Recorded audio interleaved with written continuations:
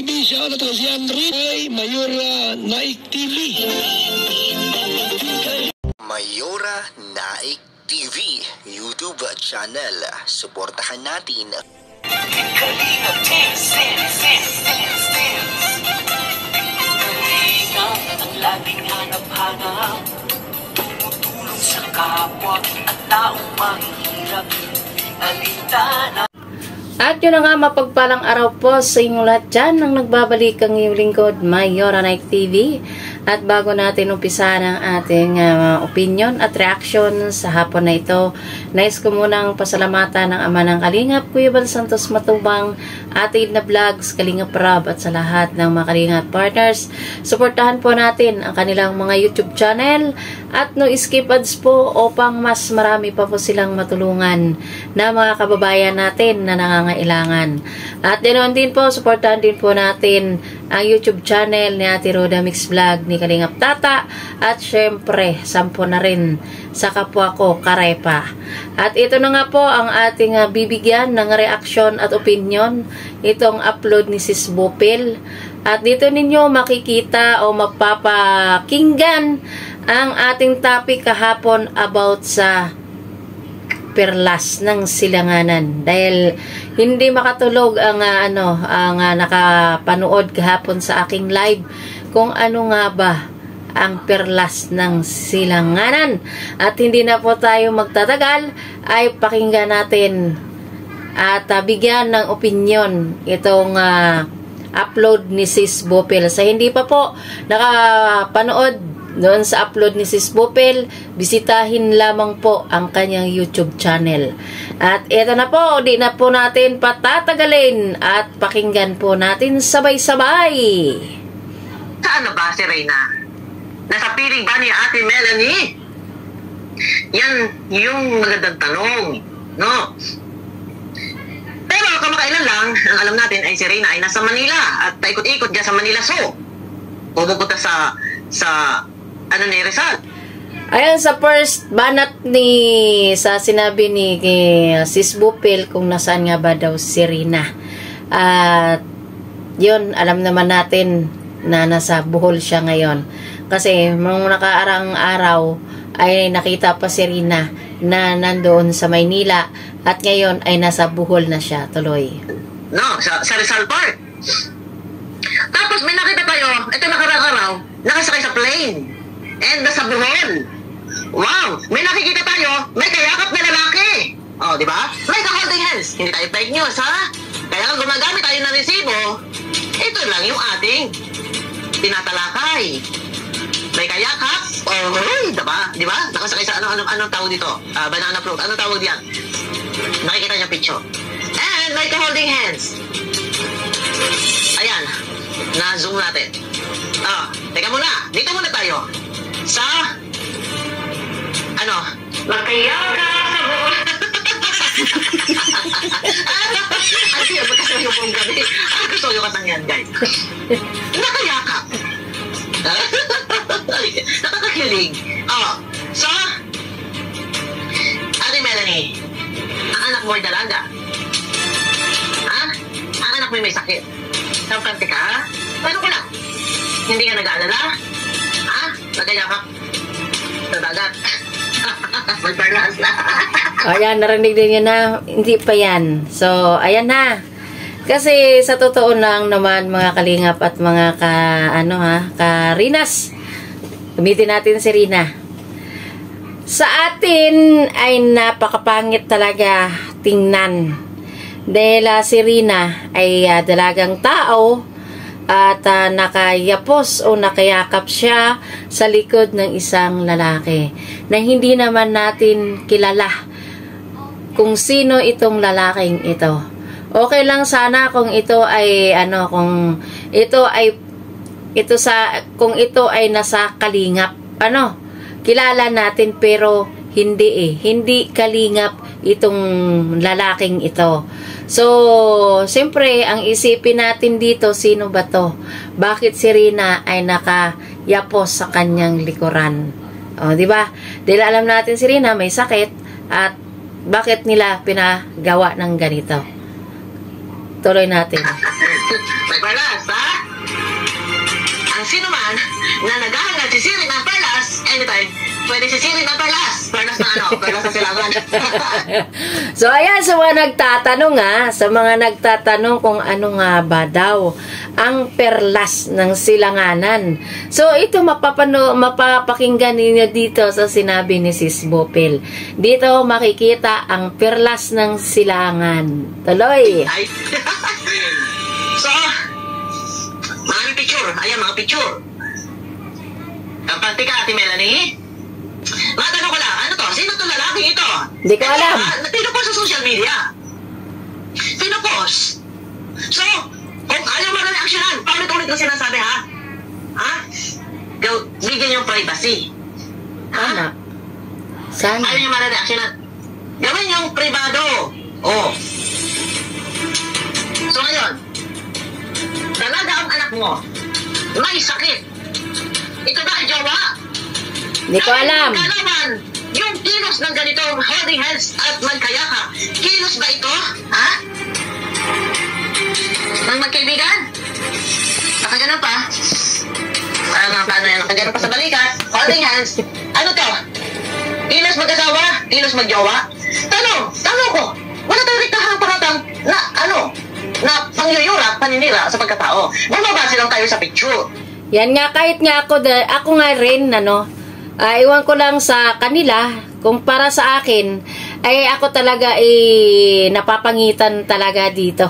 Pagdating dito sa mga ganito, si Rina ay napakadalagang tao. Alam naman natin si Rina ay mayroong sakit. Tapos gaganituhin pa nila sino ba ang may kagagawan dito. Kung bakit nila pinasakay si Rina sa likod ng taong ito na hindi naman kilala. Sila nakakakilala pero ang nakakakilala kay Rina ay hindi nila kilala. Ako hindi ko rin kilala kung sino yon. At tingnan na, makikita natin dito nakayapos. Siyempre yung dibdib. Pauntog-untog sa likod. So, tuloy. Wala dito. Magtatanong lang tayo. Ikaw ba ay relax, kampante, Ate Melanie, at walang agam-agam, walang iniisip na kung ano man? Nasa dagat. Magkaya ka.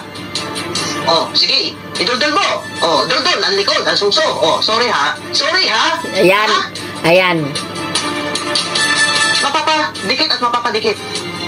Ang lalaki, anytime, pwedeng tumigas. Alam niyo na yan, hindi ako tayo. Oh, pag ang lalaki daw, sige, baid, sige, hasa, ang ulo daw, sabi ni Sis Bopel, ay titigas talaga kahit sino. Abnormal na lang siguro ang hindi titigasan dito. Siyempre si Rina, maganda si Rina, dalaga. Oh, nakita naman natin yan kung gaano siya kahigpit yumakap sa likod. Tuloy. Atusan dito, real talk tayo. Anytime ang lalaki, ha? Kapag lang ang suso. So, sorry, hindi ako bastos. Real talk tayo. Anytime pwedeng tumigas ang ulo.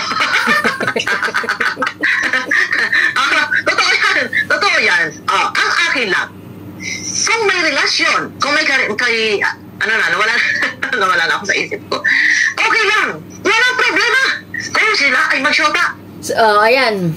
Sabi nga ni Sis Bopel ay okay lang daw kung siya magjowa o magsyuta, okay lang daw. Wala hindi naman Hindi naman sila magsyuta, hindi naman magjowa. So, napakapangit tingnan sa ginawa nila kay Rina. Katulad nung kay Rachel, halimbawa natin, kay Rachel, nakita rin natin ito yan. Si Rachel at saka si Dodong Ruel noong sila ganito din. At least, silang dalawa ay magjowa.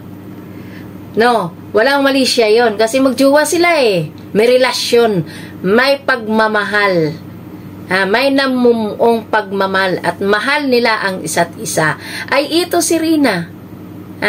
May nanaramdaman na ba si Rina dito sa kanyang kayakap? Diba wala? Dahil walang alam si Rina sa pinaggagawa nila. Tuloy. Kung sila ay magsyota. Yan. May ano pa.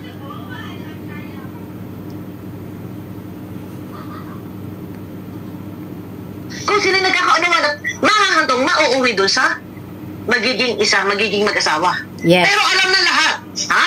Alam na lahat na si Reyna ay may sakit. Na si Reyna ay Totoo wala yan. sa ayos. Ha? Yung, hindi pa talagang ganun Kagaling. 100% na okay. Kita nga ninyo, alam nga ni Roda eh, nagugubad nga sa harap ni Roda eh. Dahil naliligo nga eh. Nililiguan pa ni Roda eh. Alam nyo yan. Hindi tayo kailangan pa ditong maglaot ng usapin patungkol sa bagay na yan. Kung ano ang sitwasyon ni Reyna. Ha? Yun bang nagsayaw-sayaw si Reyna na halos yung bride na andito na, yun nga eh, hindi nga alam ni Reyna yun eh. Ha? Ano ba kaya yung malamas-lamas yung ano? Mabundol yung ano? Ha? Tanong ko, ano ka kaya? Kung nasiko-siko na, yung ano? Yung mabundol na yung ano, yung suso. Nagkusina ba yan? Melanie? Pero last na silanganan. Ako, ay reactor, kahit sino, pwede kong reaksyonan. Tama. Dahil ang anak mo ay may sakit. At sabi ng iba, magaling na. Kung magaling na, bakit pa pinasaitlok? Ha? Oh. Ay, kumusta ka na pala, Melanie? Jowa ba ni Reyna? Yung kanyang kayakap at ka-holding hands? Tanong ko lang, walang masama, ako'y ina. Ina ka din, ha? Ang anak ko sinasabihan. Alam ninyo, ang makakasagot lang dito sa tanong na ito ni Sis Bopel ay walang iba kundi ang sponsor at si Melanie at syempre lalong-lalo na ito nga si Ruiname. Siya talaga ang nakakaalam dito kung ano ang relasyon ni Reyna sa kasama nitong lalaki. So, tuloy natin. Kahit kanino, ha? Pag mayroong hihipo sa iyo, may magtatat sa iyo, may maggaganon sa iyo, gagayon sa iyo ng ano mo, isusumbong mo sa akin. Ha? Ako, istrikto ako. Pagdating sa anak ko, isa lang anak kong babae, isa lang anak kong lalaki. Kahit anak kong lalaki, overprotective ako. Lalo na sa anak kong babae. Walang sino man na pwedeng humipo. Maliban lang kay Mami. Siyempre, ay Mami, pakikabit ng bra. Ako, walang iba. Ako lang ang mag-iintindi sa'yo. Ako ang mag-aalaga sa'yo. Dahil ako ang iyong ina. Pero ikaw, ano? Ina ka. Nasaan ang anak mo? Sino nagbibihis sa anak mo? Nung panahon na nangyari na doon kay Roda, si Roda ang nagbibihis diyan. Si Roda ang nag-aayos niyan. Galit si Sis Bopel. Siyempre, ina din siya. Ina din tayo. Iniingatan natin ang anak nating babae. Babae pa to eh. Tsaka may sakit pa si Reyna sa pag-iisip. Hindi pa siya totally talagang magaling. Baka isipin nila si Reyna ay magaling na kasi nakaya na niya magbiyahe sa eroplano Maynila to Cebu. To Bohol. Ayan. Baka isipin niyo magaling na si Reyna. Ayan. Pero ang pag-iisip ni Reyna ay hindi pa talaga totally magaling. Ano? Tuloy.